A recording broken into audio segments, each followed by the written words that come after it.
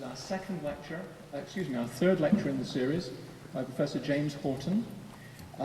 You don't get something like this going on without a lot of sponsorship. We've been very fortunate to have the Ohio Bicentennial Commission and the Ohio Humanities Council and the Ohio State University supporting us.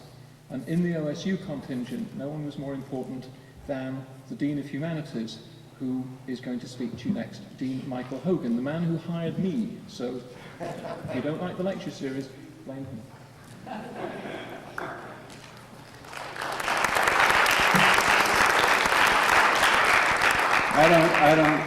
I don't get introduced that way very often, but I do want to take credit for hiring Jeffrey Parker.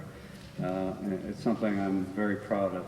As Jeffrey said, I'm Michael Hogan. I'm the Dean of the College of Humanities at Ohio State University. And on behalf of the college and on behalf of the university, it really is my pleasure to welcome you to this installment of the Ohio Bicentennial Distinguished Lecture Series. Let me make sure that everyone can hear me, because if you can hear me, you'll be able to hear the subsequent speakers. Any problem? Great. Well, you'll be glad to know that, and I can say this being of Irish heritage, that my role here tonight is a little bit like that of the corpse at an Irish wake. They, of course, need you to have the party, but you're not expected to say very much. And let me tell you, that suits me fine, because this lecture series really speaks for itself as a commemoration of our state's bicentennial. The series, I'm proud to say, is the brainchild of two very distinguished Ohio State University scholars, Professor of Political Science Richard Sisson, who holds the Board of Trustees Chair in Comparative Politics. He's sitting right there. Dick, you better stand up and let people take a look at you. Come on, don't be...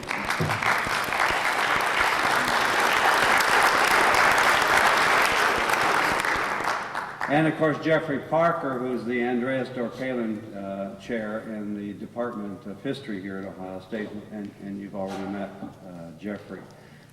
Dick and Jeffrey, in collaboration with the Ohio Humanities Council, the Bicentennial Commission, and a variety of different partners here on campus, including the History Department and the College of Humanities, created this series in order to provide audiences like yourself with an opportunity to examine Ohio's past, its present, and its future. As a showcase for Ohio history, events like this are very important to those of us at the university, and to me in particular, in part because they really give us a chance to bring together university and community colleagues like yourself in a forum where issues of contemporary importance and historical moment can be discussed. That's what will happen tonight, as our very special speaker, Professor James Horton, will discuss Ohio's early statehood. You'll hear more about Jim Horton's very, very impressive credentials in a moment from Judge Robert Duncan. First, though, I want to say a word about Judge Duncan. I just told him I was looking forward to embarrassing him with a very flattering introduction, but it's not all that flattering, because every moment I spend with him is a moment in which I learn more about him and more to be admired. I'll begin by telling you very proudly that Judge Duncan is a homegrown product. He earned both his bachelor's degree and his law degree from the Ohio State University, and by the way, was the very first member of his family to attend college. That impressed me, because I was the first member of my family to attend college, and I know what a kind of breakthrough that can be in the life of a family. But in Judge Duncan's case, that was the first of many, many firsts that he's racked up during a long and very extraordinary career. That career got its start, and he told me to be brief, but I really can't. It's impossible to be brief about the judge. He got his start here in the Columbus area in general practice, the general practice of the law, and then after a number of various posts in the public sector, Bob Duncan became a judge of the Franklin County Municipal Court, and that started him on an upward trajectory that's been itself distinguished. In 1969, he was appointed to and subsequently elected to the Supreme Court of the state of Ohio. His service on the court continued until 1971, when he became a member of the U.S. Court of Military Appeals and later Chief Judge of the U.S. Court of Military Appeals And then in 1974, he was appointed to the U.S. District Court for the Southern District of Ohio, and in that capacity, in that position, he presided over the court during its famous landmark decision which ordered the desegregation of the Columbus public schools. You remember that a moment ago I said that Judge Duncan's whole career has abounded really with firsts of one sort or another. In the case of every judicial appointment that I've just mentioned, it's worth saying that he was the first African American to be named to that post. And since leaving the federal bench in 1985, Judge Duncan has served the Ohio State University in a number of capacities and continues to do so to this very day as a member of our Board of Trustees. A retired partner of the law firm Jones Day, and I know I'm going on and probably embarrassing you, but I'm having fun, so I'm just going to keep going. As a retired partner of the law firm of Jones Day, Judge Duncan also serves the Moritz College of Law as its jurist in residence. And that brings me to his most recent honor. Last month, the Ohio State Board of Trustees approved the establishment of the Robert M. Duncan Jones Day Designated Professorship of Law in recognition of his many professional accomplishments.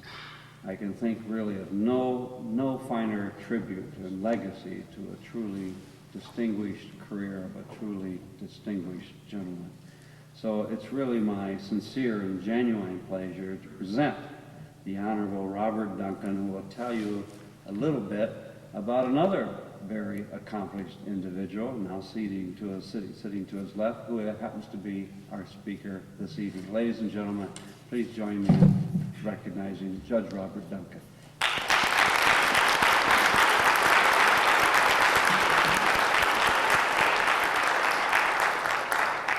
Good evening, and thanks, Mike, for the very generous introduction. Earlier today, I spoke with Jim Patterson, Chair of the Board of Trustees of the University, and told him about tonight's session of the Ohio and World Lecture Series. He asked that I extend his greetings and welcome to Dr. Horton.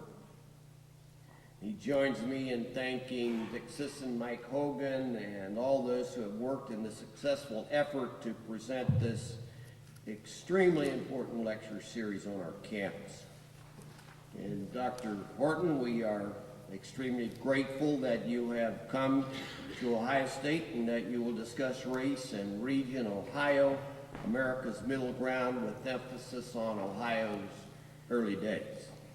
This is a propitious time for your lecture and certainly well fits our state's bicentennial celebration.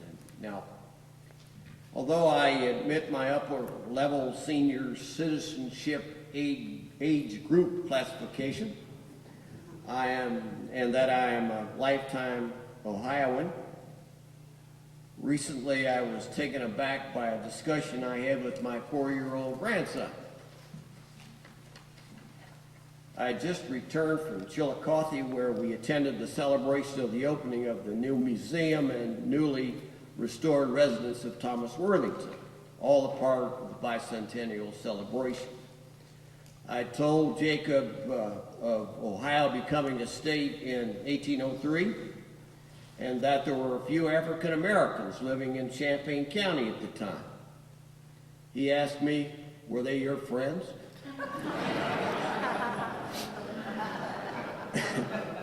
So, Professor Horton, I admit to have been around Ohio for a substantial part of its 200-year history. However, I look forward to hearing about matters of the early days of statehood. Such a history is extremely relevant and critical to an understanding of present circumstances and preparing for the days ahead.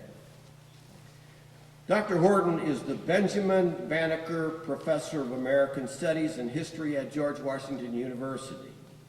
And I'm pleased to announce that he has been recently honored by his distinguished colleagues.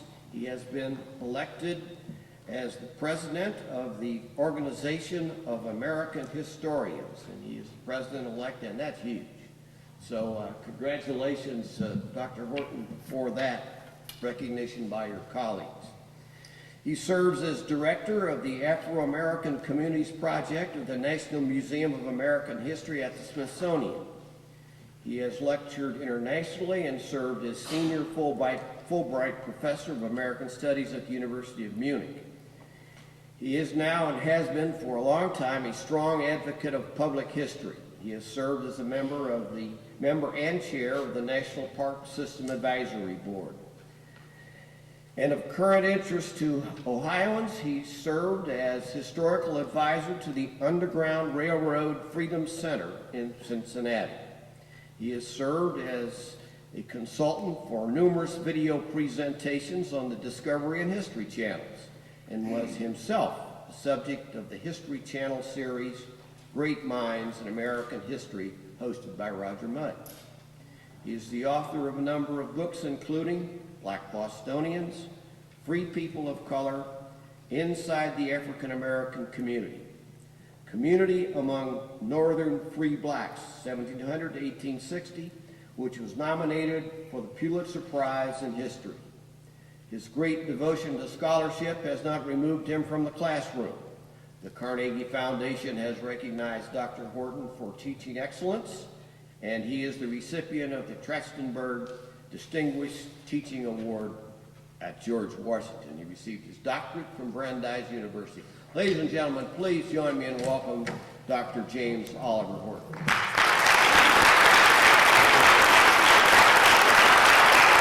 Thank you.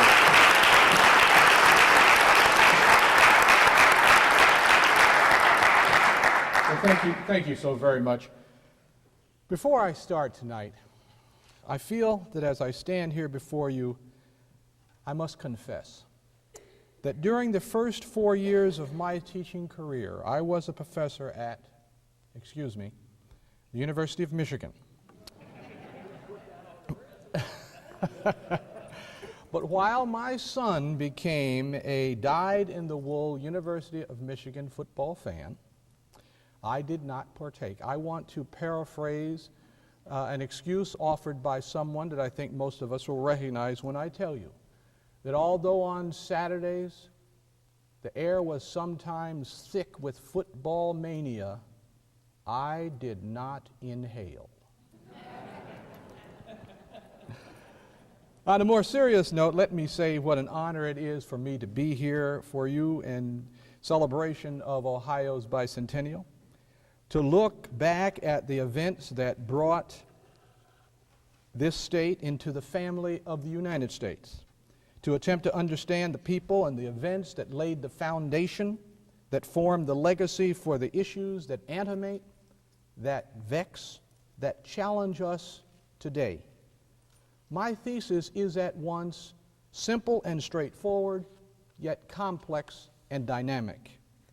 Ohio, during its first half-century, held a middle ground position in the American West, standing between America's founding ideals, the ideals of personal liberty, equality, and free labor on the one hand, and the growing political and economic power of the plantation South, with its slavery as a central feature on the other hand.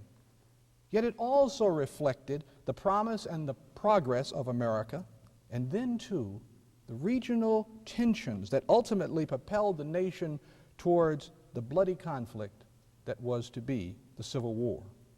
Now, with this thesis in mind, I have slightly re-entitled my lecture, Race and Region, Ohio, America's Turbulent Middle Ground.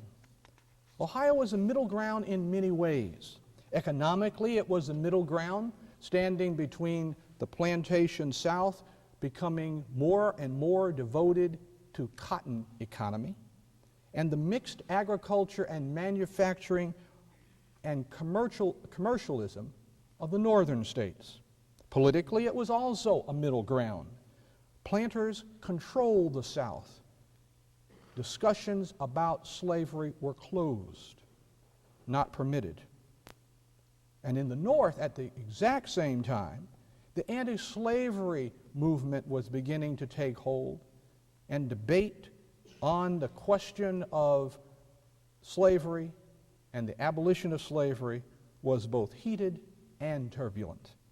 It was also a cultural middle ground.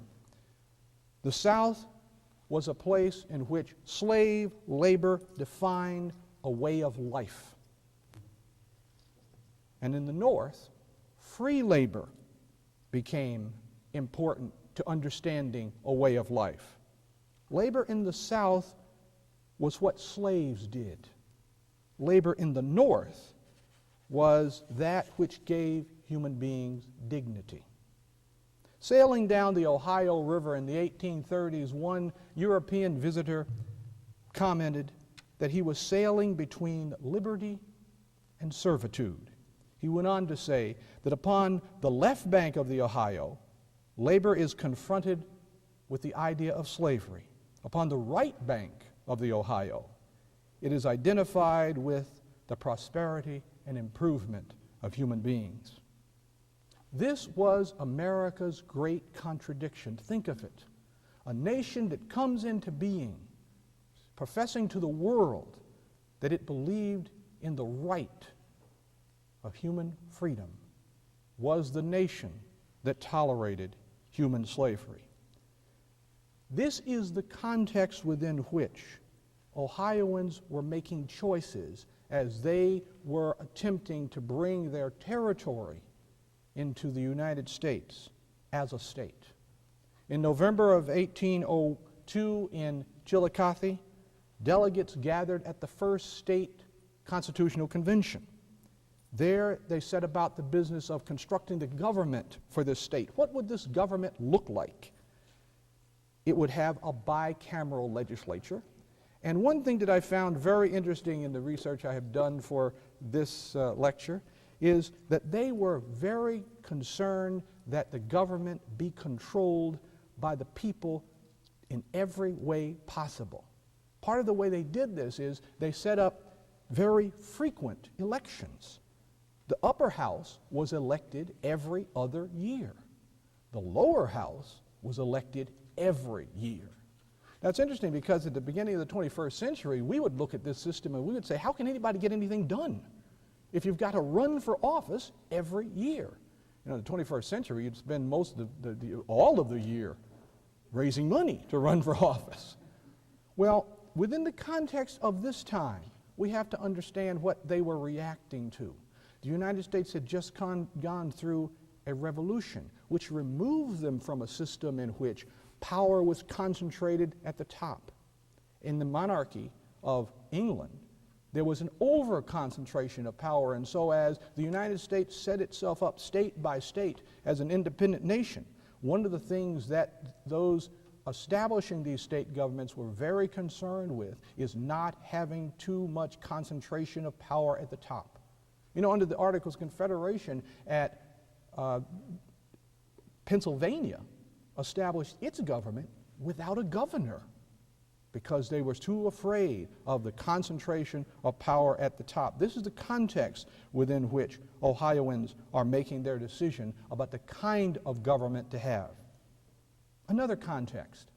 Ohio was carved from the Northwest Territory, and in 1787, the Congress of the United States outlawed slavery in the Northwest Territory. Therefore, Ohio comes into the Union out of a territory in which slavery has been forbidden. But Ohio has an option. It can reinstate slavery if it wants to. And let me tell you that there is a faction within the to-be state that wants to do exactly that. Delegates from southwestern Ohio, an area which was referred to as the Virginia Military Tract, pressed very hard for overturning the anti-slavery provision of the Northwest Ordinance and allowing slavery to be practiced in the state of Ohio. As it turned out, slavery was outlawed by a vote in the broad Constitutional Convention of 23-2, but it was a lot closer than it appears. For the resolution cleared committee by only a single vote. And so it is not at all, or was not at all, a foregone conclusion that Ohio would have been a free state. Yet when Ohio did enter the Union, it entered with this phrase in its Constitution: "There shall be neither slavery nor involuntary servitude in this state, otherwise than for punishment of crimes." The debate over slavery in many ways shaped Ohio's governmental structure, and it reflected the social and political tensions in the nation as a whole, tensions that would become more and more difficult to cope with. The South was growing in terms of space and growing in terms of economic power. The Louisiana Purchase of 1806 was more than just the purchase of Louisiana. Sometimes people think the Louisiana Purchase was the state. Wrong. The Louisiana Purchase more than doubled the size of the United States. It stretched from the Gulf of Mexico to the southern border of what is now Canada. It was a massive area. The southern part of that area was particularly suited in terms of climate and soil for the growing of cotton. And not so coincidentally, in 1793 there had been the technological breakthrough of a lifetime, the invention of the cotton gin. You think the computer has had a major impact upon our society? You should understand the impact of the cotton gin on that society. The cotton gin made cotton not only profitable, but it exploded the profit potential for the growing of this crop. The cotton gin made it possible for one slave to do in a day what formerly it had taken 50 slaves to do. The cotton gin paved the way for the growth of what historians will come to call the Cotton Kingdom. At the same time that cotton and slavery was really taking hold and really becoming important in the South, the exact same moment, in the North, state by state, slavery was being abolished. One thing we should all understand, and that is that every one of the 13 original states were slave states. The first state in the United States to abolish slavery was Vermont in 1777. I'm from New Jersey, and I really enjoy sometimes telling people from my home state that Perth Amboy, New Jersey, and Cape May, New Jersey were major slave trading ports. But as we enter the 19th century, state by state, slavery was being abolished. Pro-slavery interests and anti-slavery interests were very prominent in the new state of Ohio. In this state at this time, they struggled with one another for dominance in this state. Meanwhile, Ohio also struggled with its stand over issues beyond slavery, issues of race. This was the context within which the Ohio Constitution of 1802 was drafted. Ohio had decided early on that it would not be a slave state, but you know, it was up in the air. Ohio had not decided whether it would be a state that admitted black settlement. Now let me make this point, that there were states that absolutely forbid the settlement of free blacks. Indiana was one of them. Illinois was one of them. Believe it or not, Oregon was one of them. Ohio didn't go that far, but Ohio was very concerned about having too many free blacks settled within its borders, and Ohio went out of its way to discourage black settlement.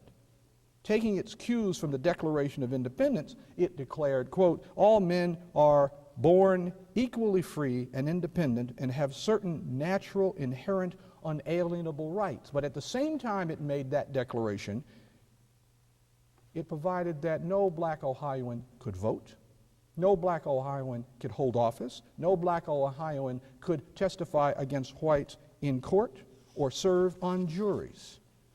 Over the next 5 years, a series of laws, which were called the Black Laws, were established. And these laws put further restrictions on what free blacks could do and had to do within the state. For example, free blacks could not legally live in the state of Ohio without having a certificate that proved that they were in fact free. And then they had to register this certificate at the county clerk's office. And then they had to post a $500 bond guaranteed by 2 or more white citizens, quote, in good standing, guaranteeing that these people would not become the wards of the state. And they could not serve in the state militia. These were measures designed to curb the black population, but to the extent that they were designed to do that, they generally did not work. For the black population in Ohio grew during those years, from 1900 and 1810 to 4,000 by 1820 to 17,000 by 1840. Of course, the total state population was growing during this time too. Ohio was a rapidly growing place during these years, from about 500,000 people in 1820 to 1.5 million people by 1840. And blacks were less than 2% of the total population. Now, in the southern part of the state, African Americans represented a little bit larger percentage, but still only about 3% of the population. Under these circumstances, you might wonder, why were white Ohioans so worried about being overrun by the black population? It's very interesting that at the time, black population in Ohio was increasing, the white population in Ohio was increasing, the Native American population was disappearing. More and more Native Americans are being pushed westward to the farthest corners of the state or out of the state entirely. Ohio was largely a white state with a small but significant black population. Yet it was far from a homogeneous state. By the 1820s, it was becoming more and more distinctive by region. And for those of you who live in Ohio, have grown up in Ohio, you will recognize some of this. That regional distinctiveness in Ohio became extremely important and increasingly so. And incidentally, I might also point out that at this very same moment, regional distinctiveness, or as it was called, sectional distinctiveness in the nation as a whole, was becoming more and more important. Migration patterns were at the center of this. In the eastern and central parts of Ohio, the migrants came westward from Pennsylvania and New Jersey and southern New York. They came bringing their ethnicities and their traditions and their cultures. These were mainly Germans and Scotch-Irish that came from Pennsylvania in that New York or New Jersey area, bringing with them, for example, Pennsylvania Dutch architecture, the farmhouse, the barn, which was distinctly Pennsylvania Dutch. Also in the eastern part of the state was established the first university in the American West, or what was called the American West at this time, the University of Ohio in Athens, chartered in 1804. It opened in 1808 with a student body of 3. Nearby in Amesville, they started a library for the new university. And because they bought the books with animal skins, the library was dubbed the Coonskin Library. It's a historical site. You can still go to Amesville and visit the Coonskin Library. Now, farther to the north was a place identified as the Western Reserve. It once belonged to parts of Connecticut. Further, that was a section of the state that drew its migrants from New England and Western New York. One historian, Roger Kennedy, has referred to the Western Reserve as Greater New England. These were Germans, Scottish, Welsh, and Irish peoples who came, again, bringing their backgrounds, their peculiar backgrounds to that place. They were particularly important for the philosophical backgrounds that they brought. For out of New England and out of Western New York came philosophies that ultimately provided the foundation for the anti-slavery movement in that part of the state. And then, of course, in the South, in the southern part of the state, you had migration from Virginia and Kentucky. These migrants were coming out of the slave-holding South. Many of them brought their slaves with them, and some of them freed their slaves in Ohio. Thomas Worthington, for example, who came in from Virginia, an early leader, an early senator and governor of the state, brought his slaves and freed them here. And it is unclear as to the extent to which they really were free or worked in a kind of bound but less than slave-like relationship to him. But others came. Samuel Geist, for example, a wealthy Virginia banker, freed 900 of his slaves in his will and provided for them to come to Ohio, and he settled them in an area which is now Brown County in several settlements. Southern Ohio was tied to the South in very particular ways, just as the Western Reserve was tied to New England in very particular ways. You know, if you went to the Western Reserve and you looked at the settlement patterns of the communities during that, in that time period in that place, you would recognize New England-style settlements. You know, houses, buildings clustered closely together around central village greens with a church as a prominent feature. Well, each one of these sections took from the background of their migrants culturally important aspects which would later help to define the cultures that would grow there. In the southern part of the state, the major city was Cincinnati. Chartered in 1802, this city was a major trading center, and most of the trade that it was doing was with the South. It traded actually with the deep South, through the Ohio River and the Mississippi River complex, down the Mississippi River to New Orleans, to the Delta. Cincinnati was an important trading center which provided food for the plantations of the deep South. You know, in the South, because cotton was becoming so valuable, people did not want to take land to grow food. They would donate all the land grown, all the crops in that area were the crops donated to cotton. And therefore they imported food. And much of the food they imported came down the Ohio, down the Mississippi River, and much of it from Cincinnati. The Queen City of the West, it was called. It was also called Porkopolis because it traded so much in the way of hogs and other kinds of foodstuffs to the South. That linked it to the South economically, and it linked it to the South politically. Southern Ohio also had the largest concentration of African Americans in the state.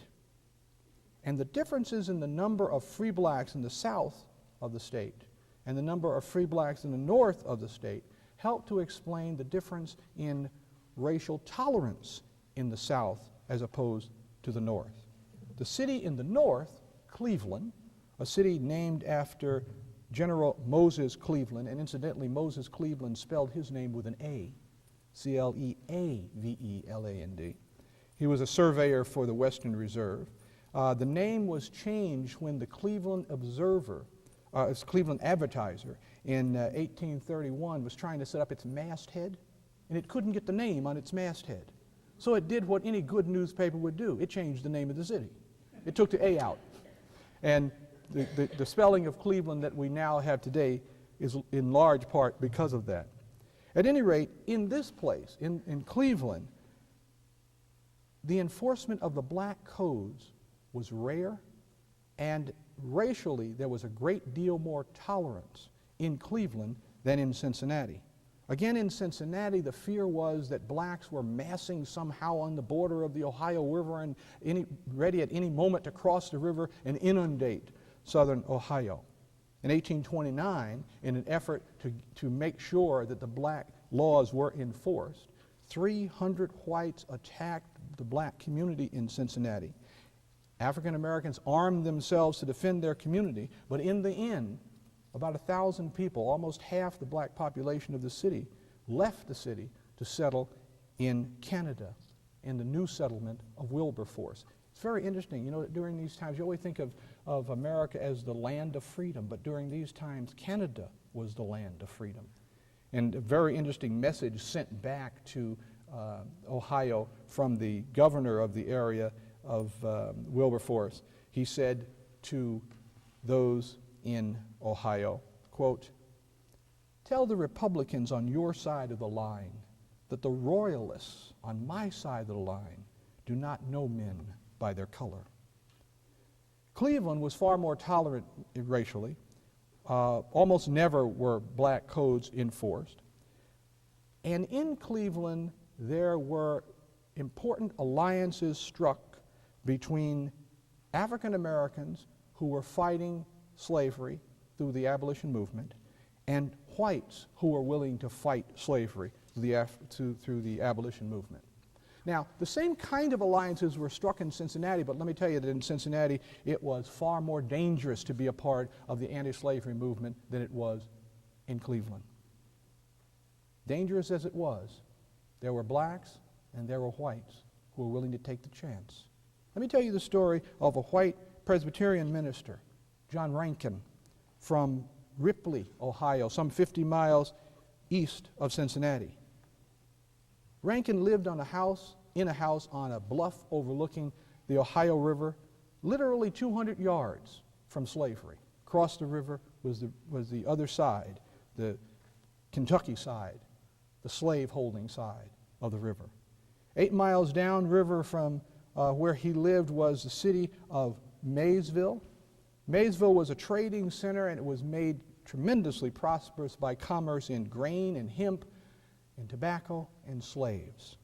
After Kentucky revoked its ban on the importations of slaves, thousands of slaves poured into the state, mainly from Virginia, to be sold to the slave-hungry areas of the Deep South. You know, you could make a lot of money buying your slaves in Virginia and selling them at 2 or 3 times the price in New Orleans. And you shipped them through Kentucky, down the Ohio, down the Mississippi, and into the slave-hungry areas of New Orleans. Ripley posed a problem for slaveholders in Kentucky. Slaveholders saw that the underground activity, the anti-slavery activity going on in Ripley was a real threat to their property. In 1838, one Lexington, Kentucky newspaper wrote, complaining about Ripley, saying, quote, "Already the value of slave property has diminished 20% in all of the counties bordering the Ohio River." They were talking about the possibility of slaves escaping across the river and being sheltered in Ripley and other places. John Rankin is credited with saving some 2,000 fugitives. At one point in the 1830s, a group of Kentuckians got together and put a price on his head, $2,500, for anyone who would, quote, "murder or abduct John Rankin." The stories of Rankin and the Underground Railroad are dramatic and exciting and almost endless. Let me just tell you one quick one. It was in the dead of winter, Christmas week. John Rankin and his family are in bed, and all of a sudden there's a knock on the door. He opens the door, and there's a woman and her husband standing there, black woman, black man, standing there. The man is dripping wet. This is in the middle of the winter. You know what the winter is like here in Ohio. He has fallen into the Ohio River. He's almost frozen. They have made an escape, and they have gotten to John Rankin's house. He takes them in, he feeds them, he offers to care for them and get them farther north. But see, they got a problem. And the problem was, they got 6 children that they left behind. How can this mother and father leave 6 children in slavery? But the father was too weak. He really was not much in terms of being able to help. So leaving him with John Rankin, the mother goes back across the river, back into Kentucky. Took her over a month. She comes back bringing one of the children. Again, it was in February, the middle of the winter. She's jumping across the ice floes in the Ohio River. She gets back to Rankin's house. By this time, her husband has been sent on to Canada. So she goes with her daughter to Canada, delivers the daughter to the husband. She stays for a while. She's got to go back. She's got 5 more children in slavery. Again, she goes back south across the Ohio River into Kentucky. Again, she gets her children out. Now, by this time, she's become something of a legend in the Kentucky, northern Kentucky area. There's a price of $1,300 on her head. There are people who are doing nothing else but waiting for her to come back to rescue her children so they can collect. Somehow she manages to get her children away from their owner. And in a very interesting deception, John Rankin dresses up like a woman and prances around to try to attract attention. Meanwhile, the mother and her children are able to get across the river to get to his house, and eventually the whole family winds up in Canada. Incidentally, Harriet Beecher Stowe is a friend of the Rankin family. Harriet Beecher Stowe comes to Ripley to investigate this story. And that story, by the way, the woman's name was Eliza, that story becomes the central model for her central character in her book, Uncle Tom's Cabin. This is a runaway bestseller. This book is the most influential book on slavery in the 19th century. The story goes that when Abraham Lincoln met Harriet Beecher Stowe during the Civil War, he welcomed her and said, "So you're the little lady that started this war." Uncle Tom's Cabin was a terribly powerful, powerful book. And Southern Ohio was a major center for this kind of Underground Railroad activity, where blacks and whites, in partnership with one another, worked for the advantage of slaves. John Parker, a former slave himself from Norfolk, Virginia, worked at Ripley, providing monies for the continuation of Underground Railroad activity, risking his life going into slaveholding territory himself to get people out. Again, this was no easy thing for a person living in Southern Ohio to do.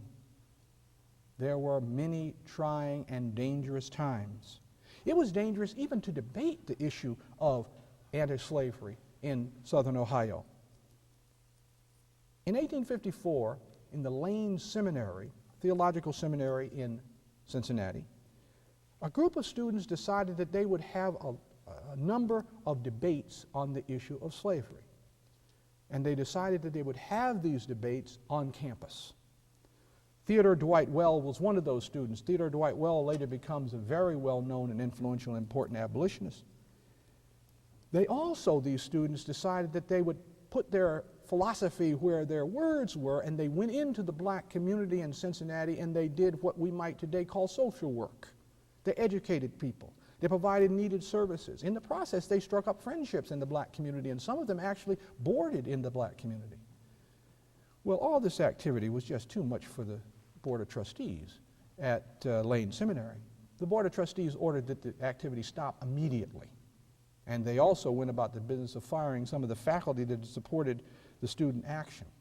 The students walked off campus. They quit. Just about this time, there was a school being started a little farther north, a school in a place called Elyria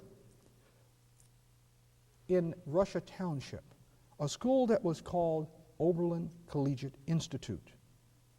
Oberlin Collegiate Institute was a wonderful idea with all kinds of lofty plans, but they had some problems. They needed students. They also needed money. They needed faculty.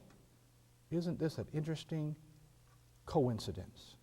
The students from Lane made an agreement. We will give you a student body.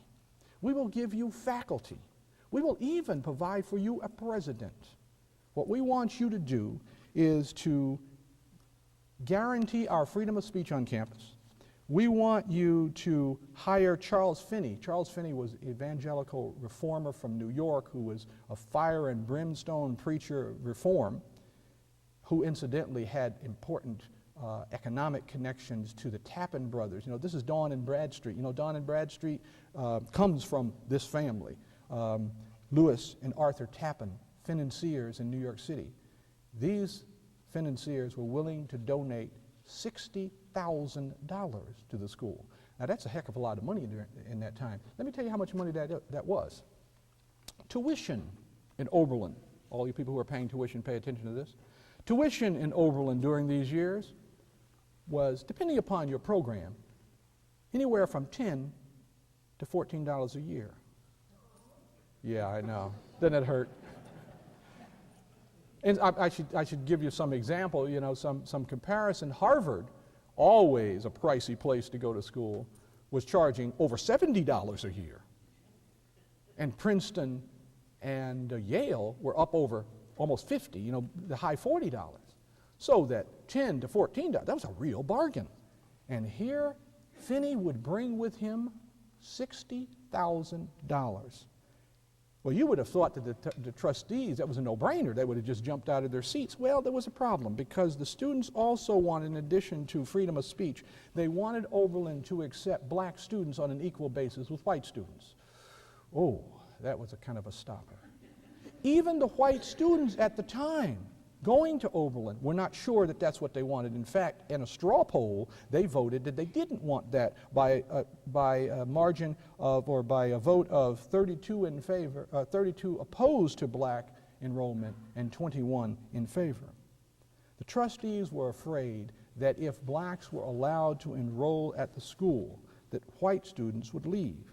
Even though I should point out to you, as some who argued in favor of black enrollment did, that Oberlin would not have been the first school in the United States to admit black students. Black students had gone to Amherst College. Black students had gone to University of Pennsylvania. Black students had gone to Bowdoin College. In fact, there had even been some black students at Lane Seminary in Cincinnati. But there was a difference. At Oberlin, black students would have been admitted on an equal basis with white students, which means not just one black student here and there, but the possibility of a substantial number of black students. And here's the real kicker. Oberlin was a coeducational school. And people were afraid of that. You mean you're going to have black and white students together, males and females? A problem. In the end, money won out because Finney refused to come.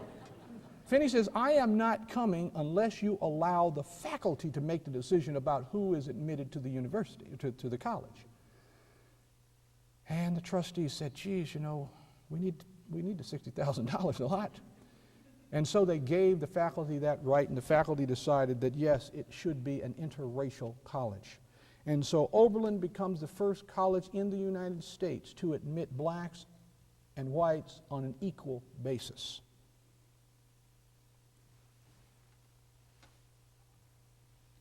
The abolition movement was growing at Oberlin, in the Western Reserve. The abolitionist sentiment was growing throughout the northern states of the United States. And the abolition sentiment was even growing in the southern regions of the state of Ohio. James G. Birney, a southern lawyer who set up an anti-slavery newspaper in Cincinnati in the 1830s, a newspaper called The Philanthropist, he dedicated himself to the anti-slavery movement. He dedicated his newspaper to fighting against slavery. And he dedicated himself to staying in Cincinnati to carry on the fight at the very border of slavery. But there was a problem, and that was that although anti-slavery sentiment was growing throughout the state, and even in the southern part of the state, pro-slavery sentiment was growing too. And in 1836, a mob rushed his office, smashed his printing press, and threw it in the Ohio River. It was still a tough time to be an abolitionist, especially in southern Ohio. But it was also a very interesting time in Ohio, because in 1840, Ohio gets to celebrate its first president. That is, the first president to come from the state of Ohio. Now I'm talking about William Henry Harrison, and I know that there are some people who are going to say, yeah, but you know, William Henry Harrison was born in Virginia, and you're right. But when he ran for president, he was living in Ohio, just west of Cincinnati. In fact, he was running for president on the strength of his military record. He's a military hero. He had won the Battle of Tippecanoe, called Old Tippecanoe, and when he ran with his running mate John Tyler, who had been senator and governor from the state of Virginia, His slogan, very catchy, kind of populist slogan, Tippecanoe and Tyler too. Tippecanoe, old Tippecanoe, was running a kind of populist campaign. They called it the Log Cabin and Cider Campaign. And as part of his campaign, he cut down some of the trees on his farm. These are buckeye trees. And out of these trees, he carved little canes, which he gave out to his supporters. And he took some of the nuts and he made necklaces. And some of his supporters wore these necklaces. And they made them into little buttons and they wore them on their lapels, some of the first campaign buttons that we know of. And the Buckeye campaign became very much a part of who he was, and his victory was a victory for the Buckeye campaign. He was the oldest president ever to take office. He was 60 years old when he took office, and I want to tell you that he was the first president to die in office. He caught pneumonia and died within a month of the time he took office. So although he didn't live for very long, the Buckeye campaign and the Buckeye associated with the state of Ohio lasted much longer. And I am told that there are associations around this area that somehow use that name. I'm not exactly sure how. I think the Buckeye is some symbol that you are familiar with. At any rate, Southern politics remains very much a part of Ohio politics. William Henry Harrison was supported to a substantial extent in the South as well. And that partly explains, outside of the fact that he was also a native son, so to speak, his support in Ohio. Now, racial restrictions in Ohio made life difficult for African Americans in the North and South. But as I've said, in the southern part of the state, these racial restrictions are more likely to be enforced.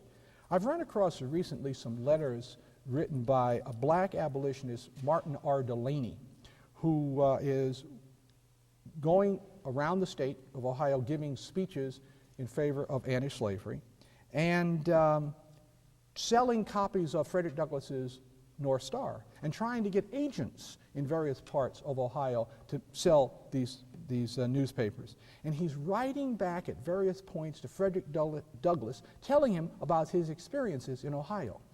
Now, this is in the 1840s, and it's very interesting, the kinds of experiences that he has. It tells us some interesting things about race relations and racial prejudice in Ohio and the extent to which the black laws were actually enforced in Ohio during this time. He says he has not much trouble at all getting a hotel. He says anywhere in the state. In fact, he tells the story of getting a hotel in Chillicothe and having the hotel owner take care of his horse and treat him very well. He does, however, talk about traveling the national road, you know, the road that goes east to west in Ohio, the first federal highway in the nation. He talks about traveling the national road on his way to Columbus and having people come out onto the road and point at him and call him names. He talks about one specific incident where a mother comes out with her children and points at him and calls him all kinds of names in front of the kids and then gives the kids lectures on what they ought to think about black people, and it's not a positive thing that they ought to think that she's saying. At any rate, he has mixed feelings about race relations in Ohio, and especially in Columbus. He comes to Columbus, and although he finds an organized black community in Columbus, he's disappointed because he doesn't think that the black community in Columbus is as dedicated to the anti-slavery movement as they ought to be. Now, we don't know what the heck that means, but we do know that he thought, at least, they ought to be more dedicated and more active in the cause of anti-slavery than they were. John Mercer Langston, who was born a slave, the son of a slave holder and a slave woman in Virginia, who is freed by his slave-holding father and who comes to Ohio, also talks about his experience in Columbus. And apparently, he is unable to get a room at the Neal House in Columbus. I have no idea if the Neal House is still there. And if you know about is the Neal House still here? No, okay, well, at any rate, he has real trouble getting a room. In fact, he's unable to get a room at the Neal House. He is en route from Chillicothe to Oberlin. And the next day when he gets up, he stays in the home of a black family, kind of take him in after he couldn't get a hotel room. And the next day he gets up and he tries to take the stagecoach. And the driver wants at first for him to ride outside the stagecoach instead of inside the passenger compartment. But apparently some of the passengers make a big fuss and he is allowed to sit inside the passenger compartment. That gives you some idea of the kind of mix. You didn't know how you were going to be treated. In some ways, that was the worst part. You didn't know whether you would be accepted in a hotel or not. You didn't know whether you could ride on the stage or not. You didn't know whether you would be accepted on a riverboat or not. David Jenkins, a black abolitionist from Virginia, in 1843 established in Columbus a newspaper called the Palladium of Liberty. And this newspaper pled the case for anti-slavery and civil rights. He argued that anti-slavery and civil rights ought to be top on the agenda, not only of the black community, but of the Ohio community, because he argued that after all, wasn't that what the Declaration of Independence was all about? You know, there is reason to argue that some of the fiercest defenders, the most important champions of America's sacred documents, that is the Declaration of Independence and the Bill of Rights and the Constitution, were those people who were denied the freedoms supposedly guaranteed by those documents. Yet during this time, although it was sometimes uncomfortable, that was the least of the problems that African Americans faced in Ohio. In 1841, in Cincinnati, there was almost a race war. Hundreds of blacks were attacked by hundreds of whites who invaded their neighborhood. Blacks armed themselves. There was a real standoff, and there was reason to believe that there really might be a racial war. You know, at one point, whites brought a cannon to point at the black community. Things got so bad that martial law was declared. The irony of all this, martial law stopped the violence for the moment. 300 blacks were arrested for defending their community. None of the whites were arrested. Again, we can see the difficulty of racial intolerance, especially in the southern part of the state. The black community in Cincinnati is an interesting place. I want to just take a minute and talk about it. By 1850, 70% of the adult blacks who lived in Cincinnati had been born in the South. Just as Cincinnati itself was in some ways a southern city. You know, some people argue that Cincinnati is a southern city in a northern state. Just as the city itself looked south, economically, politically, and culturally, so the black community within that city was overwhelmingly southern born. These were people who were especially dedicated to the Underground Railroad because it was not only a philosophical dedication, but a personal dedication. You know, by 1860, 4 million black people in this country were slaves. There were only 500,000 free blacks. You know what that meant? It meant that if you were a free black person in this country, it was almost impossible for you not to have some connection to slavery, a mother, a father, or some relative, some friend in slavery. And therefore, for these people, the anti-slavery movement, the Underground Railroad, was particularly important. In Cincinnati, if you lived in Cincinnati and you were black, although times might be really tough for you, racially speaking, you had the advantage of the possibility of keeping in touch with relatives left behind in slavery.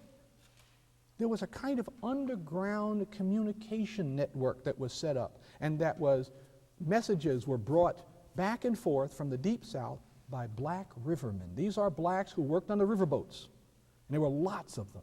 And they sailed from New Orleans and various parts of the Delta into Cincinnati and some of the other towns on the riverfront in Ohio, and they often brought messages.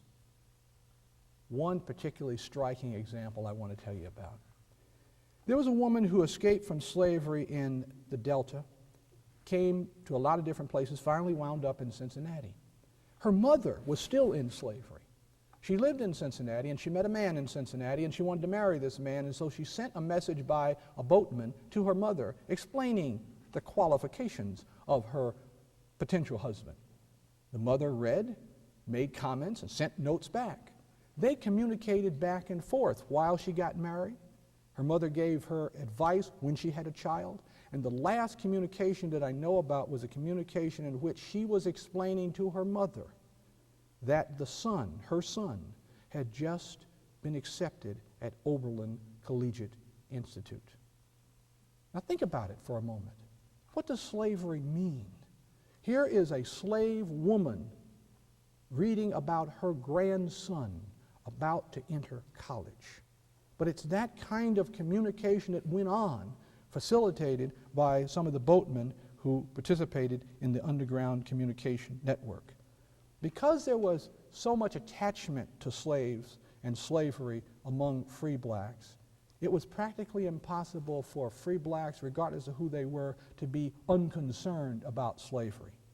In the 1840s, in the black schools in Cincinnati, there was an essay contest. And the question was this: what do you think most about? And I've read some of the essays written by the kids. And kids would write things like, I think most about the fact that my mother is in slavery and I'd like to get her out. Kids write, I've got a cousin in slavery with as much right to freedom as I do. One 7-year-old wrote, we have to get a man to get the poor slaves from bondage.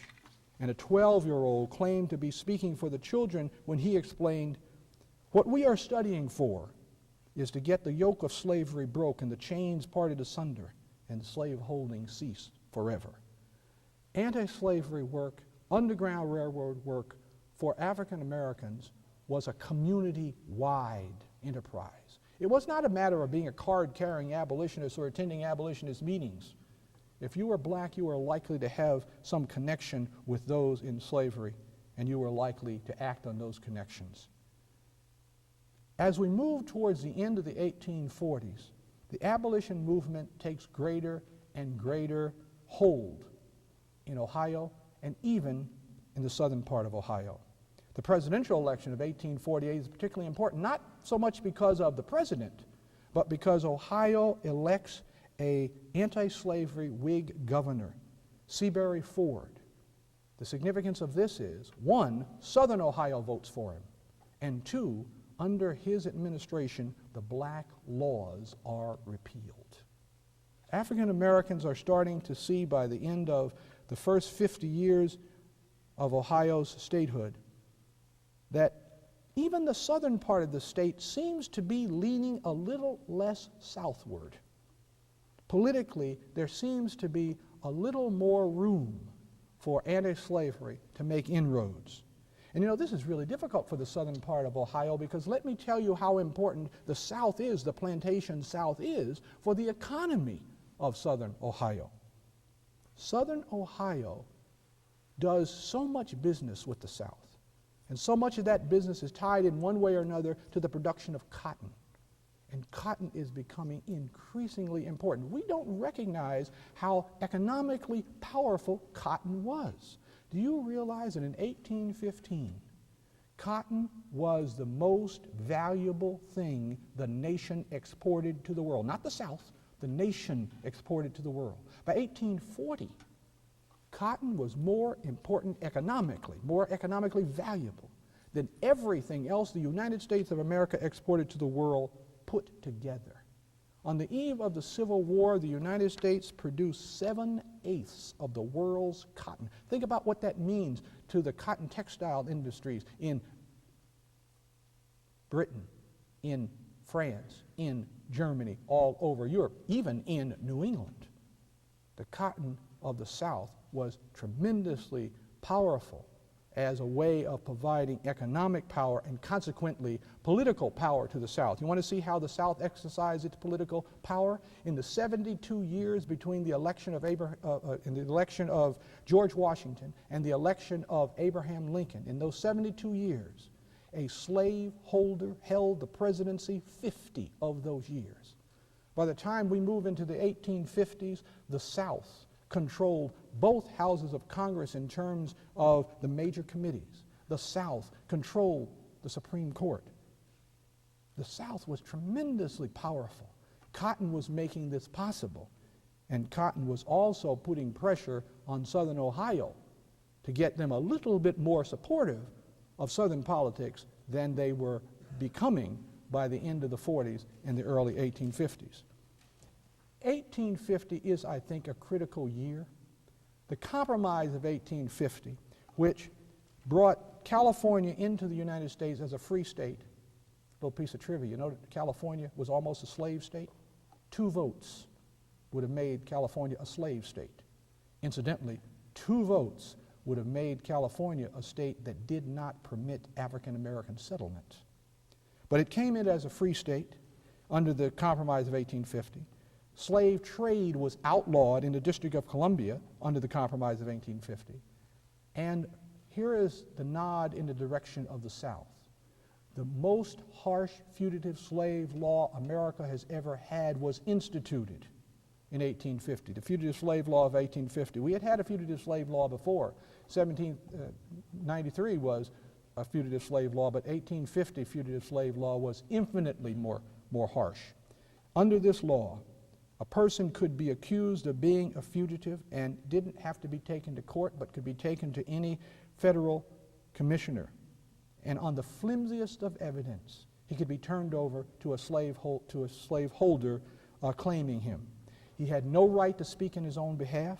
He had no right to a jury trial. He had no right to a lawyer. And anybody could be deputized on the spot to help in the capture and return of a person accused of being a fugitive. And if you refused to participate, you could be jailed and fined.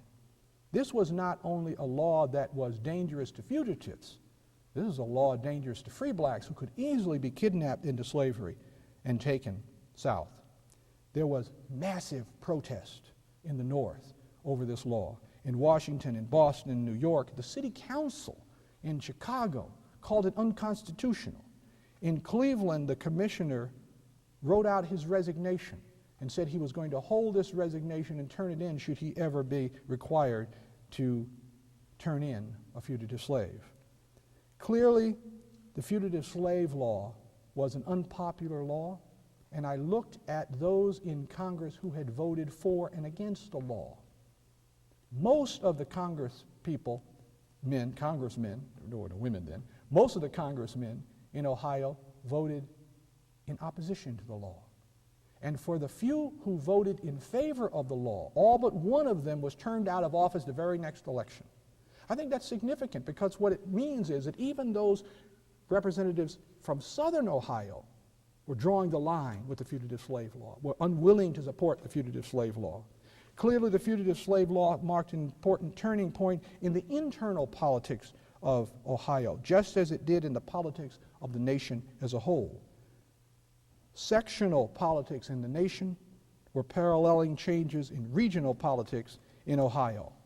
And Ohio's middle ground position was becoming increasingly uncomfortable.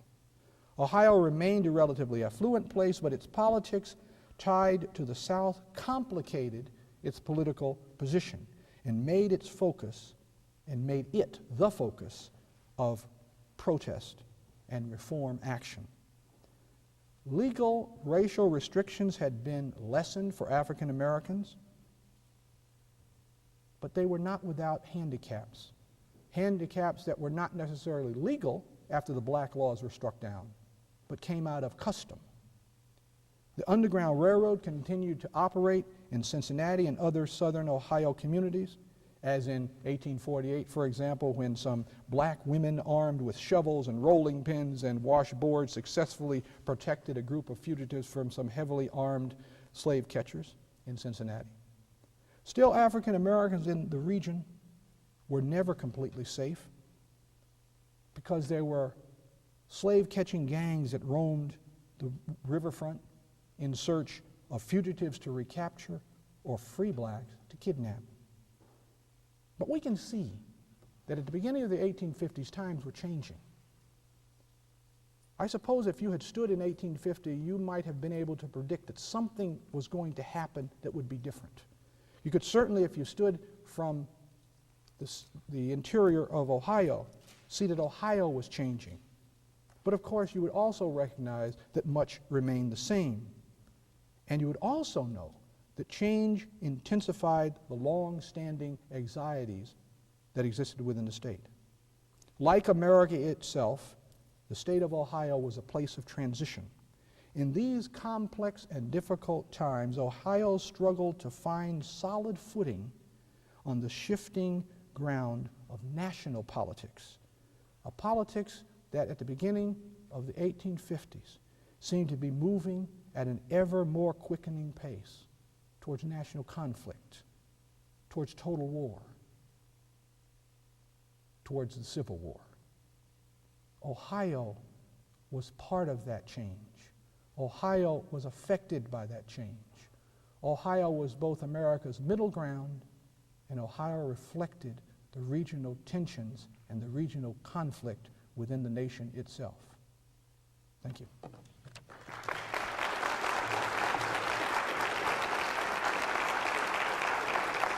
What's your question? Sure, I can. Terrific. Oh, thank you. Thank you very much. Thank you. Thank you.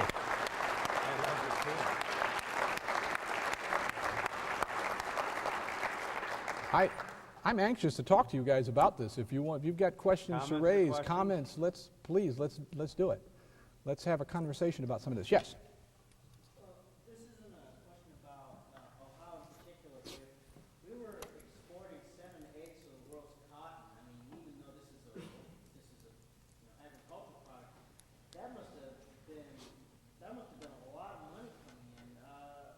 What did the southern states do with all this money? Because as far as what I've always been taught, it's not like there was nothing in the South except for cotton plantations, but the South was far less developed than the North, even right up until the Civil War. Yeah. You know, one of the things you've got to stop thinking about right now is equality of distribution of wealth. There was no equality of distribution of wealth in the South at this time.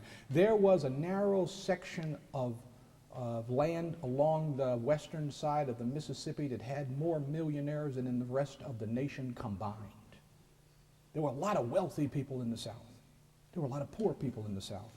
It's very interesting that the Southern planters control the economy, and because they control the economy, they control the politics.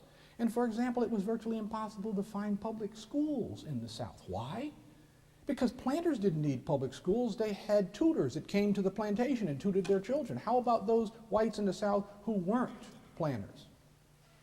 Do you realize that the illiteracy rate in the South was tremendous? My first book is a book that focuses on the black community in Boston before the Civil War. Do you realize that in 1860, the literacy rate among blacks in Boston was the same as the literacy rate among whites in Virginia? Now, what we're talking about here is lots of money being made, but not distributed. And so, therefore, you had lots of white people in the South who were dirt poor. And you know how they were convinced that that was okay? Because this was the sales pitch. You don't have schools. You don't have roads. You don't have facilities that you need, like hospitals or even jails and penitentiaries. There were very few very little institutional development in the South. But you know what you got? You have a connection to me, wealthy, white planter, because you're white. And I'll keep you on my side, not by giving you the kinds of services you need, but by telling you over and over again, you're white. You ought to be happy. You can be like me one day. Well, that worked. Because think about it. There were slave patrols. That is, in the South, people who were, I won't say they volunteered, but they allowed themselves to be, it was a kind of a tax, to allow their time to be taxed by having them participate as slave patrols. And what they did was to patrol and capture runaway slaves. Most of these people were non-slave holders. Now, how do you get a non-slaveholder to agree to be part of slave patrols to protect slave property? You give them a stake in the system, and the stake you give them is skin color. It's very interesting that, at the time of if you live in the state of Virginia like I do, and you say, as often as I can do, slavery was the central cause of the Civil War, you get people who will look at you aghast and who will tell you, are you kidding? Slavery and the Civil War had nothing to do with one another. Yes, people do, believe, I'll show you letters. Yes. And then and of course, one of the things they will say to you is, do you realize, as if I didn't, do you realize that fewer than 1/3 of the white families in the South were slaveholders? They're absolutely right. And so here you ask this question: if slavery is the cause of the Civil War, how do you get the other 2/3 to give their lives the possibility of protecting an institution that they have no part in? Well, you don't think that the slaveholders had the same question? And they made up their argument. And you can read their argument as they say over and over again in the pages of newspapers, from pulpits in churches, from stump speeches. They say to non-slaveholders, you've got to stand with us, because to abolish the institution of slavery will destroy the Southern way of life. And this way of life as it is set up now draws a floor, a racial floor beneath which no white person can ever fall. You erase that floor, and who do you suspect will be at the bottom of Southern society? And who do you suspect you'll share that bottom position with in Southern society? So from the standpoint of non-slaveholders, they were really convinced to support an institution of slavery on, some notion, well, I won't be a planter, but maybe my son will be a planter, or maybe my grandson will be a planter. And they were convinced to do this by being told that the thing that they had going for them was whiteness. And so, cotton made a heck of a lot of money for a few people. It did not translate as general wealth in the population. Yeah. Other? Yes? Did you say that Southern Ohio had the largest concentration of African Americans? In the state. Well, why would they go to the north where the black folks are employed and Why would they settle in Southern Ohio instead of moving on to Northern Ohio? Why did the blacks not move on to Northern Ohio? Well, for a variety of reasons. One, because so many of them were related to slaves that Southern Ohio gave them the best opportunity for continued communication with those that they left behind. Two, because if you were black and you lived almost any place in the United States, but not, Ohio certainly, but other places as well, you couldn't really depend on the law to protect you. Your best protection was a solid community. And because there was a concentration in Southern Ohio, because in places like Cincinnati you found a solid community. Don't forget that Cincinnati, when it was attacked, had enough people to arm and defend the community. Really quick story. There was a black guy who had bought his freedom. And he signed an agreement with a white entrepreneur in Kentucky. And the deal was that he was going to work for this white guy for a period of time, and then he was going to take this money and buy his freedom. So he worked for this guy for the period of time agreed upon, and the guy said, well, I'm sorry, I'm not giving you your freedom. You got to work some more. So he worked a little bit longer, and the guy said, I'm sorry, I'm not giving you your freedom. You got to work some more. And so he decided, hey, I've bought my freedom a couple times over, so I'm leaving, and he walks off. And his would-be master then calls in the slave patrol, and they chase him, and they find him, and they try to take him back, and he escapes, and he goes to Cincinnati, and he hides in the Cincinnati community. And the slave catchers come to Cincinnati and try to take him back, and the whole community arms and fends them off. That's the reason you seek a community, because that's the way you can be protected. And so many blacks remained in a place which wasn't particularly comfortable in many ways, but they shielded themselves. You know, the black community has always played this role. To some extent, it still does. Plays this role of shielding you from outside harassment or outside dangers. And that was the advantage of seeking out a stable, solid, large as possible, and powerful as possible black community. That's part of the reason that they stayed in the South. Yes?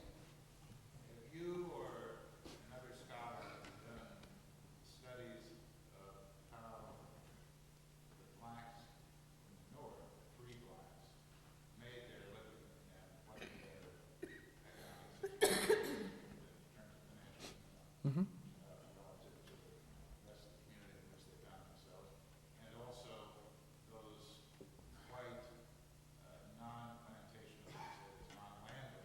in the South, how they make a living, and due to the fact that there's so little industry as such in the South, and of course at that time not very much industry in the North, so agriculture dominated both economies. Absolutely, absolutely. You know, it is a mistake because sometimes we think of the North as this, you know, kind of, my students make this mistake all the time. Well, there was factories in the North. Well, yeah, but most people didn't work in the factories. Most people worked on farms. In fact, we were an agricultural nation, even though we did have industrial revolution that was moving. The thing we have to say is that there was more likely to be factory production in the North than in the South, but that doesn't mean that the majority of industry going on or the majority of the economy in the North was built around the factory. So there was agriculture in both places. If you look at the occupations of free blacks during this time, it's very, very interesting that what I argue, I do this in a number of books. There's a book out there called Free People of Color, and I make this argument there, and another one which is not there called In Hope of Liberty, and I make this argument that you can tell a northern pattern and a southern pattern within the black community, and there are certain very distinctive patterns that you find which identify it as northern or southern. And one of the patterns is skill level in profession. This may shock you. Southern-born blacks are more likely to be highly skilled than northern-born blacks. Why? Because southern-born blacks are more likely to come out of slavery. In a slave society, slaves do everything. Slaves tend to cotton, slaves build a house, slaves do the blacksmithing, slaves make the furniture, slaves do the skilled work, slaves do the unskilled work.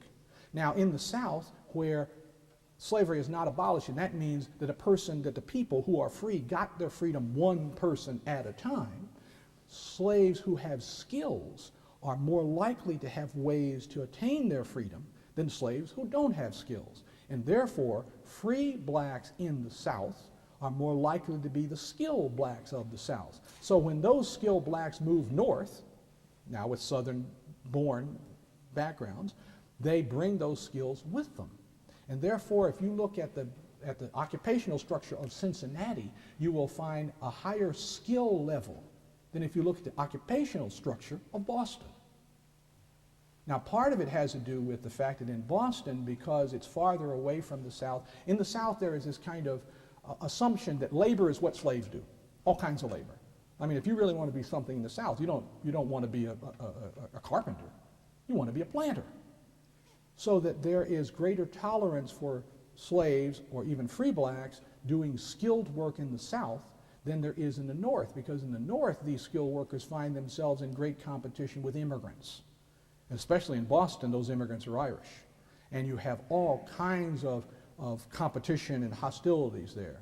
So that you look at the occupational levels of blacks in Boston, what you find is a whole lot of them are sailors. One, because it's a job not many people want. And two, it's a job that it's got a paycheck, and you bring home a paycheck and you can get it. And so you find a lot of blacks who are sailors. You have a lot of blacks in Boston who are unskilled workers. And of course, a lot of black women in Boston are domestic servants. In Cincinnati, although you do find a lot of boatmen and you do find a lot of unskilled workers, proportionately you find a higher percentage of the black population that are skilled workers. And these are people who are generally coming out of the South and bringing their skills with them and putting those skills to work in a society which is very much like a Southern society. That is a place like Cincinnati. Now, in the South, for non-planters who are white, they're mainly small farmers. The only thing that a small farmer can do that's really lucrative, and in fact you find some small farmers who are white doing this, is becoming slave traders. You know the name Nathan Bedford Forrest? See, it's obvious. Well, I'm not in the South. In the South, everybody knows Nathan Bedford Forrest. He's a general in the Civil War, Confederate general. He also, incidentally, he's the person who starts Ku Klux Klan after the war. He makes his fortune in slave trading. Makes a lot of money in slave trading. See, you could buy a slave right outside of Washington, D.C., little town of Arlington and Alexandria, those towns, had some of the largest slave trading firms in the nation. Franklin and Armfield in Alexandria. That was a place where you could buy slaves, and you could buy them, slave markets went up and down, so you can't tell in any particular year how much you might pay, but you could buy, for example, a slave in the $800 to $1,000 range in Northern Virginia. And if you could get that slave to New Orleans, you might be able to sell that slave for $3,000. And so that means you could start with nothing, start with very little capital. Buy your first slave, sell them, make a little bit more. Buy 2 or 3 slaves, you could work your way up. Now, in that way, some poor or what we call middling, see, we have terms like middle class, which weren't operable terms during that time. They called it middling classes. So these middling classes could somehow work their way up by slave trading, and lots of whites in the South did exactly that. But most of the whites in the South who were poor, or at least middling, were small farmers. Yeah. Somebody else had their hand. Yes? Mm-hmm. The story about the grandmother, the son went to Overland, and they were exchanging letters. Was she able to read and write? Now that's unclear. It is unclear as to whether she was able to read and write or whether someone read and wrote for her.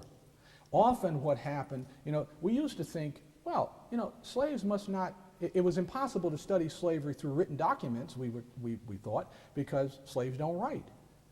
The vast majority of slaves were illiterate, and in fact, in most places in the South, it was illegal to teach a slave to read and write. Why? Because knowledge is power. Tell our school kids that today. There's some lessons in this for all of us. But it is unclear whether she wrote them or whether someone wrote them for her. But it is reasonably clear that she got the message. And one of the things that gave you status in the slave community or status in the free black community was your ability to read and write. There were lots of free blacks who couldn't read and write either, and that is why when you went to barber shops in the black community, you often found people standing around reading the newspaper out loud, because that was a way of getting the news to a community in which you had a high illiteracy rate. So, yes?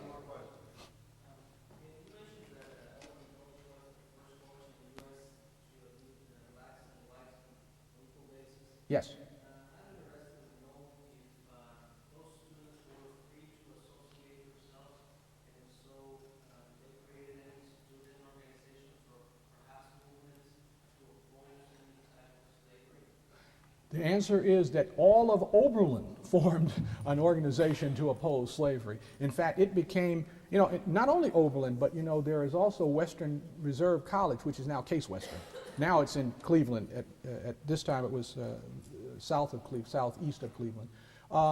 There was extensive anti-slavery organization, all kinds of anti-slavery debates, anti-slavery speeches on campus. And in fact, come to the next lecture, because Eric Foner is going to talk, and I suspect that he is going to cover a major Underground Railroad activity that comes out of Oberlin, in which the Oberlin students rescue a fugitive slave and get him to safety. The other thing you should know, that there are Oberlin students who are with John Brown. So the Oberlin students are involved in lots of Underground Railroad anti-slavery activity. Oberlin becomes a hotbed of anti-slavery activity. And the thing that's very interesting about it is the extent to which this anti-slavery activity is interracial. Let me just make one more point here, because I think we don't understand enough about interracial cooperation on these issues. We in this country have a long history of interracial cooperation. We just don't know it. We spend a lot of time studying about interracial hostility, and of course there's a lot to study, but we have a long history of interracial cooperation as well. I did a book called In Hope of Liberty, in which I start out talking in the pre-revolutionary periods about the interracial cooperation. 1712, 1741, there are major slave conspiracies in New York City. You read about those slave conspiracies, and the one thing that strikes you, the number of white people who are executed for participating in the slave conspiracies. You look at the pre-revolutionary mobs, that is the Stamp Act mobs, the impressment mobs, all those mobs are interracial mobs, We know about Crispus Attucks, that is the Boston Massacre, this black sailor that leads the group. It's very interesting because John Adams defends the soldiers, the British soldiers, who killed Crispus Attucks. And in his defense, he says the soldiers had no choice. They were being attacked, and the attack was being led by a mulatto sailor. Crispus Attucks had been a slave. He had escaped and become a sailor. It's interesting what John Adams doesn't say. He doesn't say, aren't we shocked that it was an interracial mob? Aren't we shocked that it was being led by a black sailor? And the reason he doesn't say that is because nobody is shocked. The fact is that there were all kinds of interracial cooperative mob activities during that time. It is no accident that when African Americans are finally accepted in the Continental Army, most of them serve in interracial units. The last time American soldiers served in interracial units until the Korean War. There were guerrilla groups called banditti, and they were black, and they were white, and they were Native American. And what they did, working for the British incidentally, was to raid southern plantations and, in the words of the plantation owners, stealing slaves. What they were doing is freeing the slaves. The fact is that we've got lots of examples of interracial cooperation both before the Revolutionary War, after the Revolutionary War, and all through the abolition movement.